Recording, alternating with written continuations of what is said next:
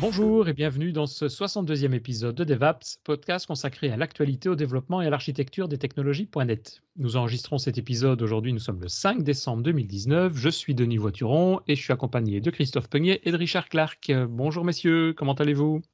Bien et toi? Toujours bien, de mieux en mieux, on va dire. Je me suis acheté comme Christophe, je pense, une lampe qui permet d'avoir de la lumière naturelle, là, tu vois, du soleil. Donc Mais putain, je pensais que je tu l'essaye. habites à côté de chez Richard. Je me dis, c'est quoi ce soleil sur ton Ouais. visage? Ouais, voilà, tu vois, tu me vois tout bronzé, hein. Mais non, c'est pas ça. Il achète de l'autobronzant. Et aujourd'hui, on a un invité qui est Laurent Bugnon. Bonjour Laurent. Bonjour à tous, merci de m'avoir invité sur ce podcast. Après qu'on se soit vu la semaine passée, c'était en Belgique, hein? Oui, tout à fait. Au DFD, il y a, c'était la semaine dernière, je pense, c'est ça. Ah ouais, Et voilà, ouais. quelques jours avant à Paris. Et donc, C'est juste. ouais. On se quitte Et plus. on se On quitte est plus, voilà. inséparables, là, ouais. Et d'ailleurs, c'est même la deuxième fois que tu viens dans le DevApps, dans les podcasts. Puisqu'on t'avait invité, je regardais, il y a pile 4 ans, c'était le 4 décembre. Donc, tu vois, apparemment, c'est le mois de décembre qui te convient pour faire les invitations. Donc, le 4 décembre 2015. Et donc, pile 4 ans. Et c'était à l'époque pour venir nous parler de ton toolkit MVVM Lite. Eh oui. Et depuis lors, pas mal de choses se sont passées, hein. Donc, je vais peut-être juste très rapidement te présenter et résumer un petit peu ton parcours, on va dire, professionnel. Dis-moi si jamais il y a des choses qui manquent ou que je suis incomplet. Mais donc, si je résume très rapidement ton parcours, c'est en 96 de... Oui, Christophe, en décembre, c'est les raclettes. En 96, tu travailles pour Siemens. En 2008, tu intègres la société qui s'appelle toujours d'ailleurs Identity Mine. Qui s'appelait, ils ont été ouais. achetés par une autre compagnie qui s'appelle Valorem. Ah ben voilà. Donc j'ai bien dit alors, sans le savoir, qu'elle s'appelait Identity Mine. Et tu as toujours été d'ailleurs très fortement impliqué dans la communauté Microsoft, car tu étais MVP depuis 2007, Regional Director depuis 2013, et c'est quoi, depuis 2 ans que tu fais partie du staff de Microsoft? Voilà, un peu plus que 2 ans maintenant. Plus que 2 ans. J'ai joint en août 2017, donc ça fait 2 ans et quelques mois maintenant. Ah ouais. Et en effet, le titre, nous on dit Cloud Advocate, mais bien entendu que comme on est chez Azure, et ben c'est Azure Advocate, ouais. Azure Advocate, ouais, Voilà. c'est ça. Et ça consiste en quoi, ça, un Cloud Advocate? Qu'est-ce qu'il fait? Alors, un Cloud Advocate, c'est en fait un peu, ça fait partie de Developer Relations, donc du groupe qui s'occupe des relations avec les développeurs. À l'époque, il y avait au fait DX, le Developer Evangelism chez Microsoft, qui maintenant n'existe plus comme team, mais on est parti plutôt dans un sens d'advocate. Et la grosse différence qu'on mentionne, je dirais, entre l'évangélisme et l'advocate, c'est que l'évangélisme a souvent assez à faire avec le marketing, en fait, tandis que les advocates sont plutôt des techniciens. Et donc, nous, on essaye un peu de se démarquer du marketing, et bien entendu qu'on leur parle, on discute, on fait des campagnes ensemble, etc., clairement, mais on est, je dirais, peut-être un petit peu plus libre sur le choix des technologies qu'on veut présenter à la communauté. Et donc, c'est un rôle communautaire. Donc, comme tu as mentionné, j'étais MVP depuis assez longtemps. Et en fait, ce que Microsoft m'a offert, c'est plus ou moins de continuer ce que je faisais sur mon temps libre comme MVP, mais maintenant de me payer pour ça et puis de passer un peu à l'échelle supérieure. On m'offre aussi des studios vidéo qui sont super professionnels, des blogs et la possibilité aussi de parler aux groupes de produits, par exemple, pour leur amener du feedback depuis les communautés, en fait. Ouais, et c'est un peu d'ailleurs dans ce cadre-là, puisque on t'avait rencontré, on l'a dit ici au DFD il y a une semaine, mais quelques semaines avant, c'était plus là au Microsoft Ignite Tour à Paris, où là, moi j'ai eu l'occasion aussi de suivre une de tes sessions, qui était justement sur le sujet d'aujourd'hui, qui parlait un peu de tout ce qui était A/B testing, les slots au niveau des web apps dans Azure, etc. Voilà. Et donc, on se disait que ça allait être peut-être vachement cool que tu puisses venir nous expliquer ça à notre audience, au niveau de tous nos auditeurs de DevApps. D'abord, on peut peut-être poser la question, qu'est-ce que c'est que l'A/B testing? Ouais. Oui, ben ça c'est une bonne question. En fait, A/B testing, c'est, je dirais que là, dans le cadre des deployment slots, et on en parlera un petit peu plus, c'est une des possibilités d'utiliser en fait les deployment slots pour faire justement du A/B testing. Il y a aussi d'autres choses que les deployment slots permettent de réaliser. Mais disons que A/B testing spécifiquement, c'est, on parle des fois aussi de canary testing. Et donc le canary, c'est un petit peu le pauvre oiseau qu'on prend dans la mine pour voir s'il survit. C'est un petit peu tragique comme comparaison, mais l'idée de A/B testing, en fait, c'est d'avoir vraiment deux versions d'un même site ou d'une même application. Là, en l'occurrence, avec les deployment slots, on parle plutôt de site, et d'avoir en fait à gauche la version A, à droite la version B, et de servir la version A ou la version B de manière un peu au hasard aux utilisateurs, et ensuite de ça, de récolter leur feedback. C'est-à-dire que, par exemple, Facebook fait ça beaucoup, et je ne sais pas si pour ceux d'entre vous qui sont sur Facebook, on remarque que tout d'un coup, peut-être qu'on a je ne sais pas, quand ils ont mis par exemple les réactions. Donc au début, on avait seulement les likes par exemple sur Facebook, puis tout d'un coup, on avait aussi la possibilité de mettre un petit bonhomme triste, ou bien de faire wow, ou bien de mettre un bonhomme qui est en colère. Et ça, c'est justement des fonctionnalités en fait qui distribuent aux utilisateurs, mais au début, en fait, pas à tous les utilisateurs, seulement à certains utilisateurs.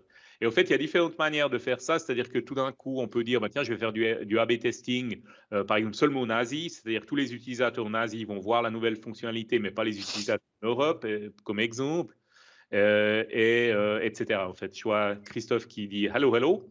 Ouais, il y a le mot nazi qui me gêne un peu, mais sinon, j'avais deux questions. Qu'est-ce que tu entends par le slot au niveau d'Azure? OK.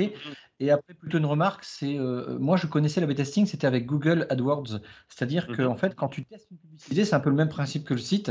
Tu peux tester en fait qu'est-ce qui va mieux passer ou pas. Je présume que c'est exactement pareil finalement. Oui, en fait, A/B testing, c'est un concept qui n'a rien à voir avec Azure, que les designers utilisent beaucoup, par exemple, quand en fait, ils veulent simplement tester une nouvelle fonctionnalité, si on veut bien.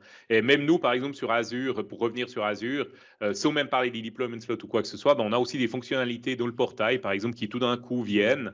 Nous, on fait ça de manière un petit peu différente parce qu'on a des private previews, puis après, on a des public previews, donc c'est un peu plus ciblé les personnes à qui on déploie ça. Mais dans le cadre d'A/B testing, et surtout dans le cadre des deployment slots dont on parlera dans un petit moment, ça se fait en fait de manière au hasard, c'est-à-dire qu'on va dire, tiens, là on va au hasard rediriger le trafic plutôt sur la fonctionnalité A ou sur la fonctionnalité B. Ouais. Et bien, et juste pour préciser, je parlais de l'Asie, du continent de nos collègues en Asie, et non pas des... voilà.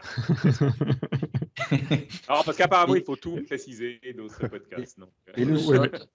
Et le slot, quand tu dis le slot, tu parles le slot, voilà. Alors là, c'est justement une fonctionnalité des App Services. D'abord, qu'est-ce que c'est App Service? Alors bon, quand on publie un site web sur Azure, on a la possibilité de le faire de différentes manières. Et beaucoup de gens, par exemple, disent, tiens, moi, je vais prendre une machine virtuelle, je vais mettre Windows ou Linux dessus ou quoi que ce soit, on va mettre un serveur web, et puis ensuite de ça, on publie cette machine virtuelle.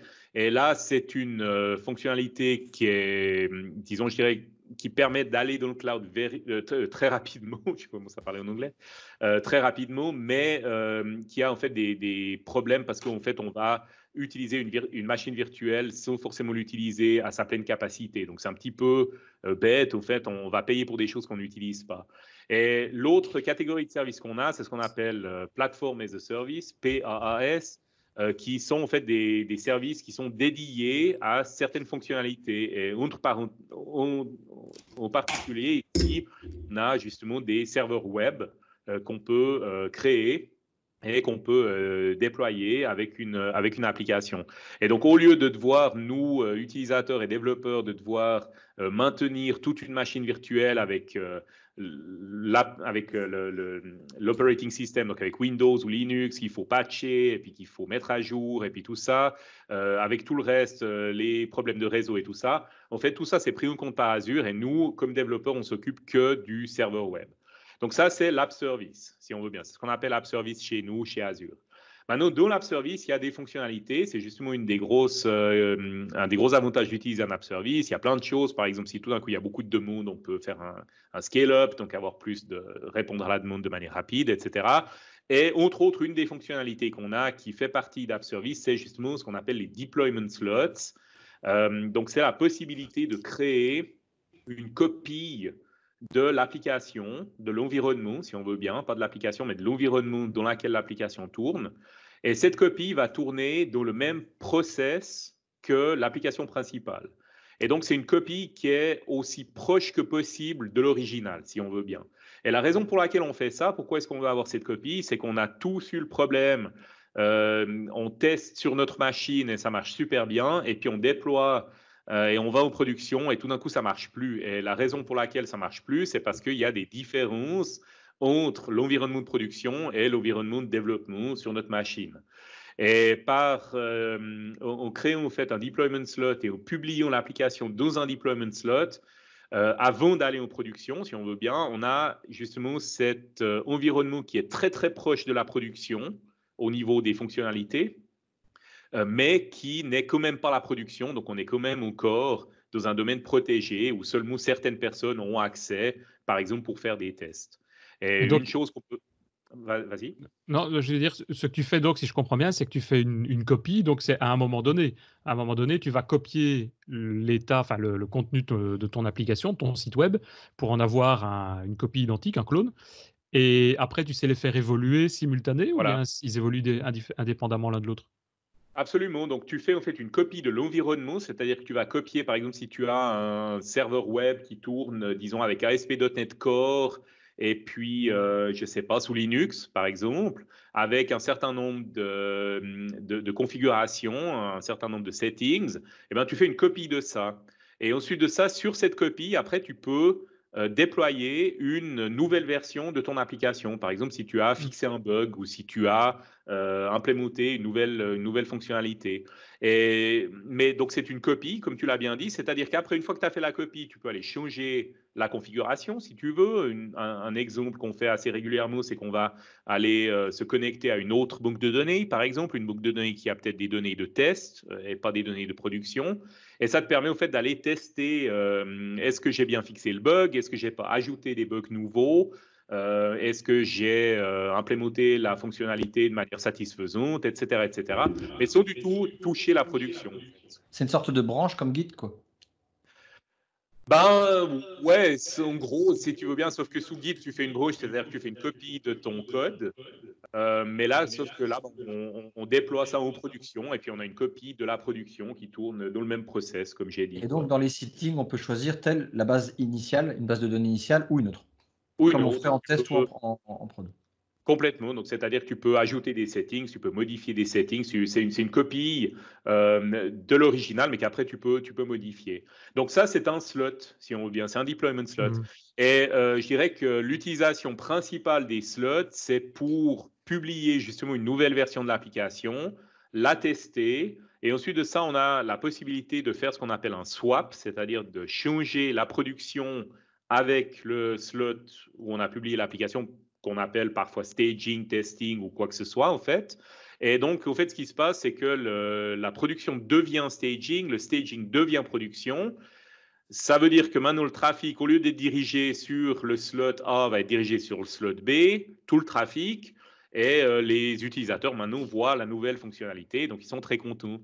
Mais ça te donne aussi de la sécurité parce que si en corrigeant le bug ou en implémentant la nouvelle fonctionnalité, ben, tu as introduit une régression, tu as introduit un nouveau bug que tu n'as pas remarqué quand tu as fait ton QA, et ben, en fait, tu as la possibilité après de revenir à l'état initial parce que l'ancienne production est maintenant le nouveau staging, si on veut bien. Et donc, tu as la possibilité de refaire un swap. Un swap, ça dure un peu moins d'une minute pour faire le swap, donc c'est relativement rapide. Et pendant que tu fais le swap, ton site continue à fonctionner. Donc, ce que je veux dire, c'est que c'est assez facile de faire ça. Donc, ça, c'est la fonctionnalité principale pour laquelle on a publié cette fonctionnalité Deployment Slot. Et en fait, ça dépend un petit peu de du service plan que tu choisis. C'est-à-dire que si tu choisis un service plan qui est gratuit, par exemple, tu n'as pas de slot.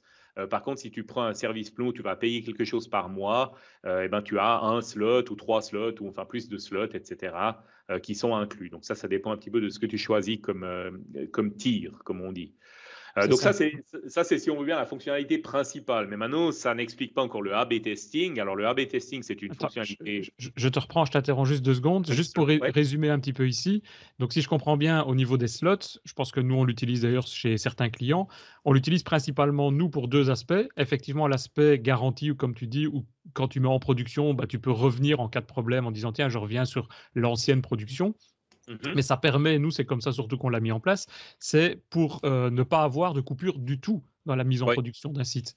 C'est-à-dire quand on doit déployer, il y a un des clients, il veut un SLA de 99 à 99,9999, etc. Donc, il ne peut jamais y avoir de coupure, ça doit être instantané. Or, si on fait des copies de fichiers, il y a au moins pendant 1 seconde ou 10 secondes des problèmes à ce niveau-là. Donc ici, on fait ça sur l'environnement production 2, on va dire, et puis plop, on inverse les deux. En gros, c'est les DNS qui changent, c'est ça? En interne, je vais dire, c'est la gestion interne de pointage sur les serveurs qui change. En interne, c'est un load balancer. Les Français m'excuseront parce que je ne sais pas comment on dit ça en français. Un balanceur de charge. Je crois que ça n'a pas de nom français. Bon, un load balancer. En fait, le load balancer, au lieu de pointer sur l'adresse IP du slot A, il va pointer sur l'adresse IP du slot B. Et tout ça, comme tu l'as dit très bien, se fait parce qu'il faut bien s'imaginer que 99,999% de disponibilité pour un site, ça veut dire que le site, tu peux l'avoir down seulement pour nos 5 minutes par année. Donc c'est vraiment très très peu. 5 minutes par année, c'est 99,999 quoi. Donc c'est rien quoi. Il y a quand même une chose à penser, contredis-moi si jamais c'est pas le cas, mais en termes de développement, ça veut dire qu'il faut faire ce qu'on appelle des sites web de type stateless, donc ne pas avoir de gestion de session, des choses comme ça sur le serveur, parce que tu as 2 instances différentes, non? Je veux dire, si tu crées une session sur le serveur et puis que ça switch, tu ne vas pas récupérer les paramètres enregistrés sur le premier serveur. Donc, en même temps, donc tout tourne sous le même serveur et même dans le même process. C'est-à-dire que le switch, en fait, se fait normalement de manière relativement seamless. Maintenant, je peux imaginer qu'il y a des cas où ça peut, où c'est possible que tu perdes d'un état à un certain moment, donc il faut faire attention à ça. Mais normalement, ça se passe de manière automatique et tout est géré comme ça, quoi. Donc même si on travaille avec des sessions, on va dire, de manière ancienne avec ASP.NET et des choses comme ça devrait fonctionner quand même, quoi. Ça devrait fonctionner. Maintenant, bien entendu, qu'en design web, on essaye d'éviter les sessions parce que voilà. Mais cela dit, on sait très bien, nous qui sommes vieux, pour parler franchement. On sait très bien que les sessions, ça veut dire qu'on a de l'expérience, c'est difficile d'éviter les sessions, quoi. Et alors, une chose à laquelle il faut faire attention quand même, peut-être juste pour être complet, comme dans le slot, on peut changer des paramètres, par exemple pointer à une base de données de test au lieu de production, ou bien changer, par exemple, tu peux dire, tiens, je veux que ce slot ait une authentification, c'est-à-dire que les utilisateurs qui arrivent doivent s'enregistrer avec un nom et un mot de passe, alors que le slot de production est public, par exemple, ce genre de choses. Mais il ne faut pas oublier, en fait, que tu fais le swap, de revenir aux settings initiaux, parce qu'autrement, tu te retrouves dans un problème. On fait attention à ça quand on fait le swap, c'est-à-dire qu'on a des alertes qui nous disent attention, là vous avez changé un setting, est-ce que vous êtes sûr que c'est correct? Mais enfin, il faut quand même payer attention à ce que tu fais, quoi. Les slots existent depuis un petit bout de temps, je dirais au moins 2 ans. Donc, mais initialement, ça n'a pas été créé pour faire du test AB. Donc, ça a été vraiment fait pour faire différents types de prod, je sais pas, des bugs test ou machin. Alors du coup, là, l'approche AB testing, du coup, est-ce que ça va engendrer, et pour moi, la réponse sera oui, automatiquement d'utiliser Insight, c'est comment on appelle ça, pardon? Application Insight et le monitoring. Application Insight, du coup. Bon, a priori oui, ou n'importe quelle solution de monitoring que tu veux. C'est-à-dire que, en fait, A/B testing, comme je l'ai dit avant, et peut-être qu'on va expliquer rapidement pourquoi on parle d'A/B testing maintenant, c'est parce qu'au fait, les slots te permettent aussi de faire une fonctionnalité supplémentaire qui est en fait de rediriger de manière au hasard une partie du trafic sur un slot donné. Et là, c'est un scénario qui est différent de ce dont on vient de parler, n'est-ce pas? Parce que le scénario dans du A/B testing, donc tu as un pourcentage que tu peux dédier. Voilà, exactement. On est vraiment dans du A/B testing. C'est-à-dire le scénario initial, on a dit, bon, maintenant, je fais un swap, la production devient la production. L'URL, en fait, si tu vas au slot staging, par exemple, l'adresse de ton site web, tu vas avoir un tiret staging dedans, c'est-à-dire tiret puis le nom du slot, donc c'est une autre URL, d'accord? Maintenant, quand on va à A/B testing, alors là, c'est différent. C'est-à-dire que tu vas avoir un slot dédié où tu dis, bon, ça, c'est mon slot où je vais mettre ma nouvelle fonctionnalité, par exemple. Et maintenant, j'aimerais que 20% du trafic, de manière au hasard, va en fait être dirigé sur le slot où j'ai ma nouvelle fonctionnalité. Et par contre, l'URL, l'adresse dans le site web ne change pas pour l'utilisateur. C'est-à-dire l'utilisateur va, par exemple, sur mon site galasoft.ch, il voit galasoft.ch, il ne voit pas galasoft-testing ou -staging, il voit vraiment galasoft.ch, mais tout d'un coup, il voit le site au violet parce que j'aime bien le violet, puis j'ai décidé d'essayer de mettre mon site au violet parce que pourquoi pas, d'accord?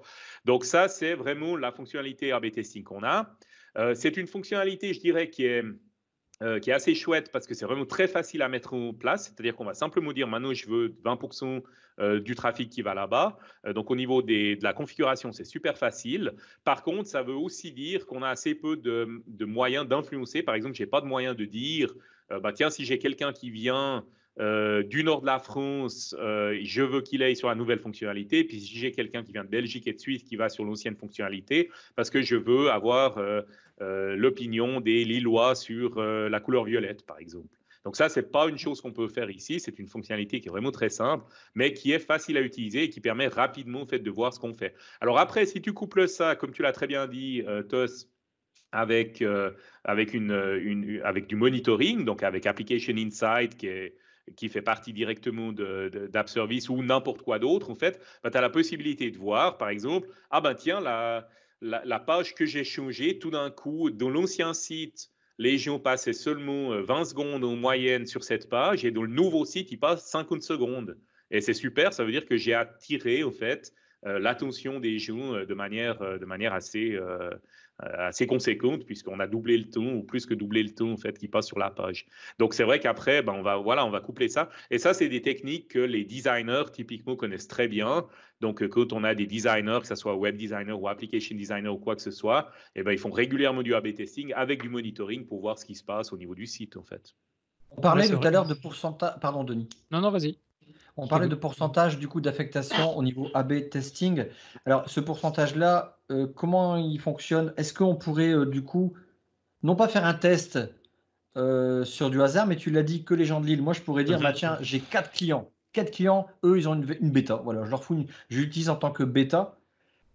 C'est jouable, ça aussi par rapport Non, alors avec les slots, pas. C'est-à-dire que l'assignement en fait, du trafic se fait de manière au hasard. Comme j'ai dit, c'est une fonctionnalité qui est relativement simple à utiliser, mais qui est aussi relativement peu développée. Par contre, on a d'autres services, alors après, qui sont plus compliqués à mettre en place, qui permettent de faire ça. Par exemple, Frondor, Azure Frondor, qui est en fait, si on veut bien, comment dire ça, c'est un peu un portail d'entrée sur ton environnement qui permet après en fait d'émettre des règles qui vont dire tiens, si la personne vient de ce groupe d'adresse IP tel et tel, on va rediriger sur cette copie au fait du site.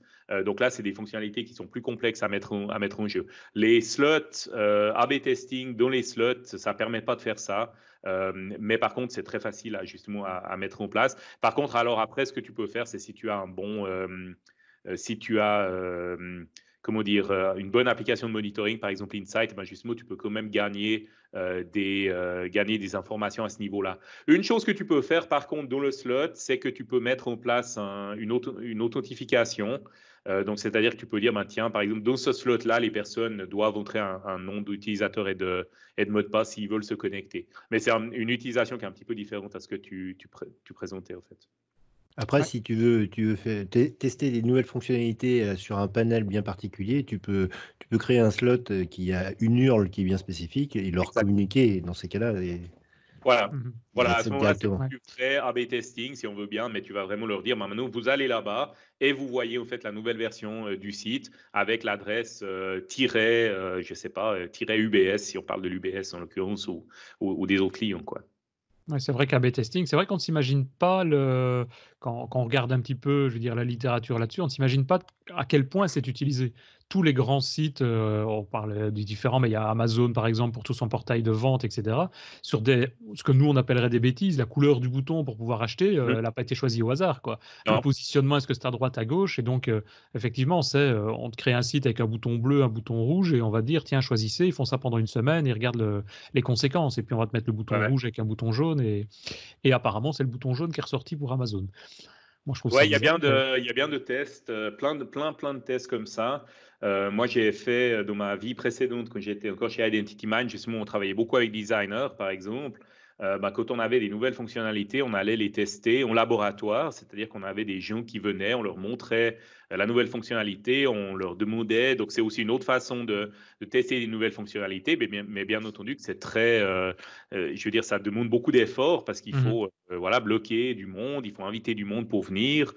J'avais fait ça pour des clients à l'époque, surtout dans le domaine dans le domaine du commerce en ligne, par exemple, où c'est, comme tu l'as dit, c'est super important parce que le placement d'un bouton, le but, c'est que les gens achètent aussi vite que possible. Et s'ils ne trouvent pas le bouton, c'est un problème. Donc, ça peut être un gros truc. Ouais.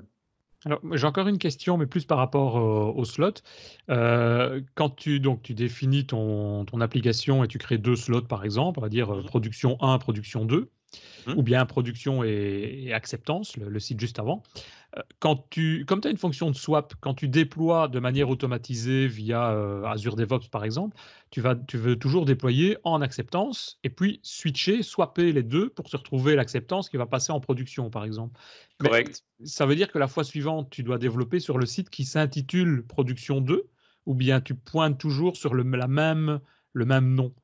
Non, en fait, tu pointes toujours sur le même nom. Alors, ce que tu peux faire, c'est-à-dire que soit tu as, par exemple, dans le slot, tu as ce qu'on appelle le Deployment Center qui te permet de dire, tiens, maintenant, je vais pointer mon slot sur une branche du repo GitHub, d'un repo GitHub donné.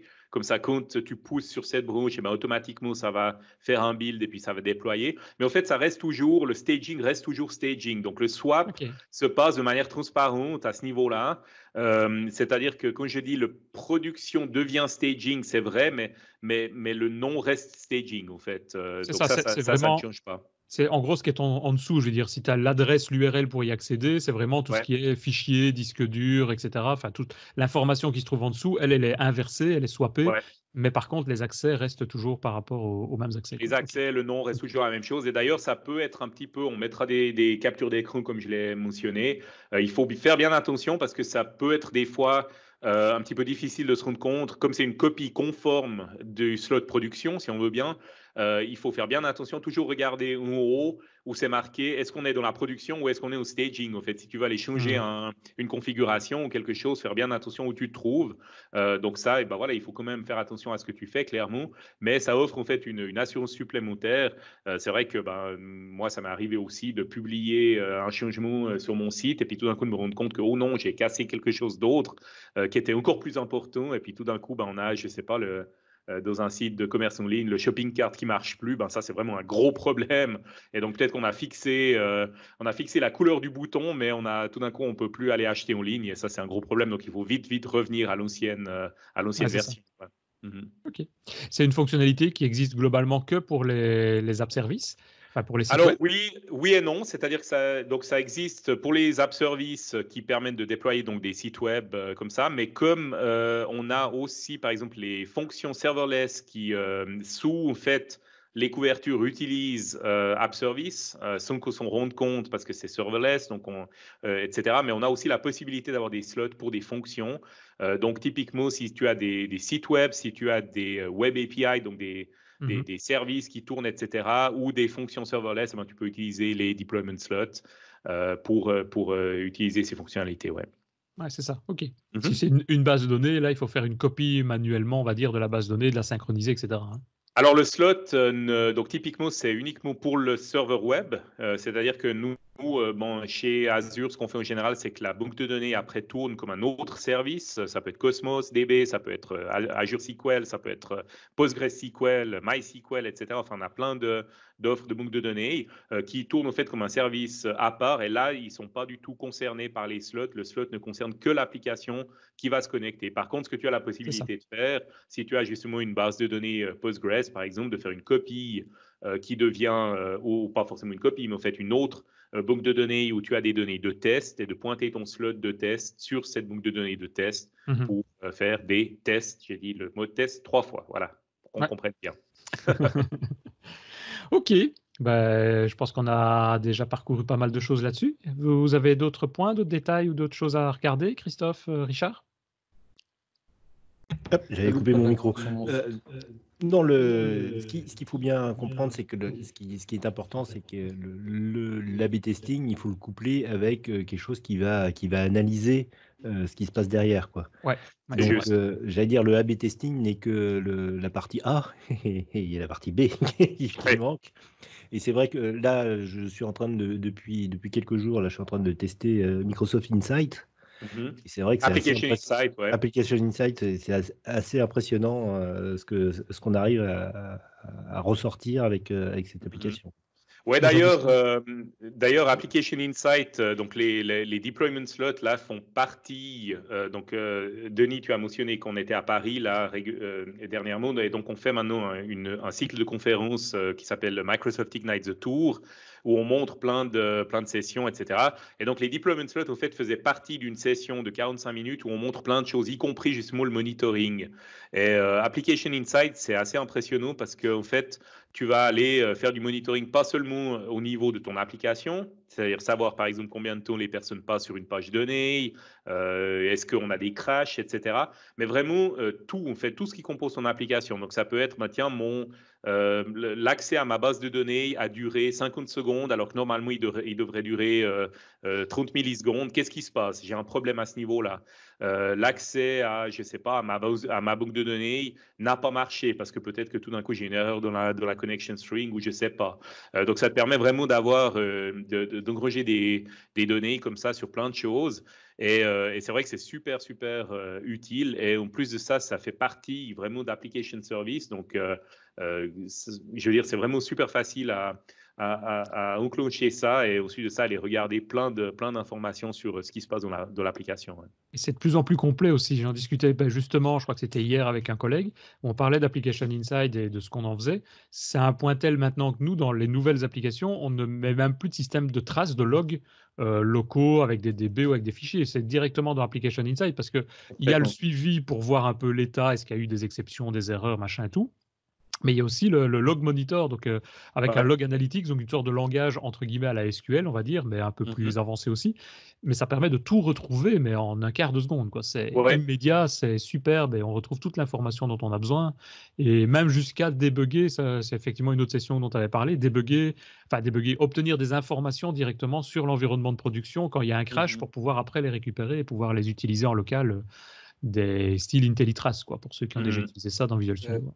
Juste une petite parenthèse, là on a un peu quitté le monde A/B testing, mais Insight qui est quand même quelque part lié et une suite, on est côté serveur, on n'est pas du tout côté client.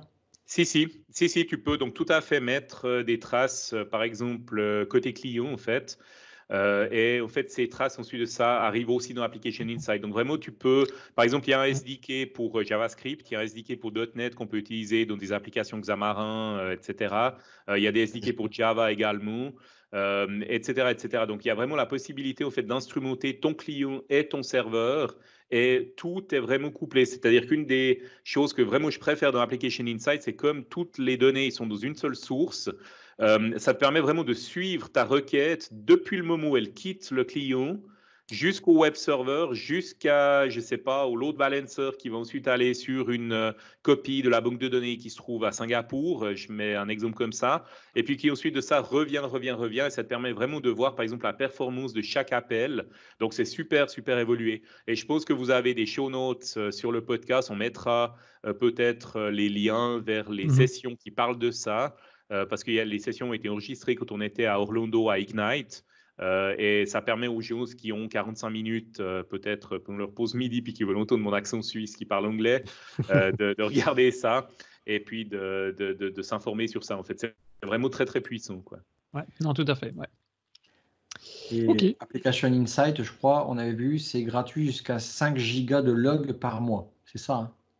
Ouais, c'est-à-dire qu'après, donc il y a tous nos services en fait, ou la plupart de nos services en tout cas, ont toujours une couche gratuite, comme on dit, c'est-à-dire qu'on peut avoir un certain nombre de requêtes, un certain nombre de storage, etc. gratuitement. À partir d'un moment, on va commencer à payer un peu plus, mais ça veut aussi dire que normalement, c'est une application de production qui va aussi ramener de l'argent. Bien sûr. Et comme je dis toujours, moi j'ai 2 enfants qui aiment bien manger, et donc j'apprécie quand les gens nous payent un tout petit peu d'argent quand même pour que je puisse acheter des cadeaux de Noël. Non, faut pas dire ça. C'est vrai que Microsoft au moins. Non, attendez, il ne faut pas dire ça. Tout service, c'est logique qu'il soit quand même à un moment donné payant et clairement, quoi. Oui. Si c'est gratuit, comme on dit, c'est que c'est toi le produit.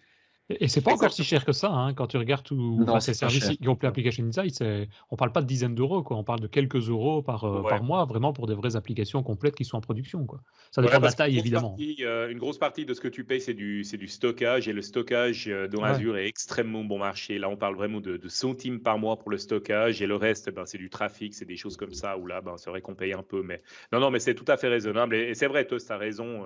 C'est vrai que le fait qu'on paye, ça nous permet aussi d'avoir accès à du support, etc., qu'il faut bien financer, quoi.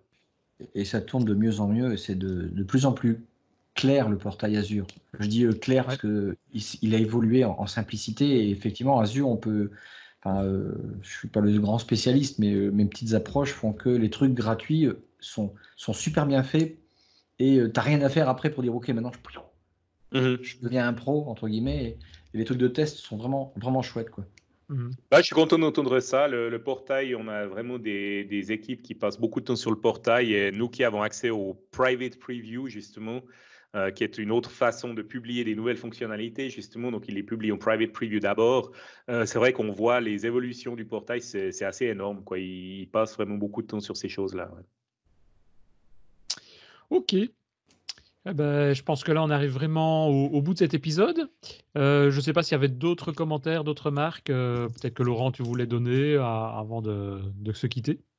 Disons que ce que je peux recommander aux gens, c'est de regarder justement le Ignite the Tour, en fait, qui est donc cette grosse conférence. On a commencé à Paris, maintenant j'ai mes collègues qui sont à Tokyo, moi-même j'y suis pas, mais je vais à Sao Paulo au Brésil la semaine prochaine pour justement faire la session là-bas. Et on a pas mal de sessions en Europe.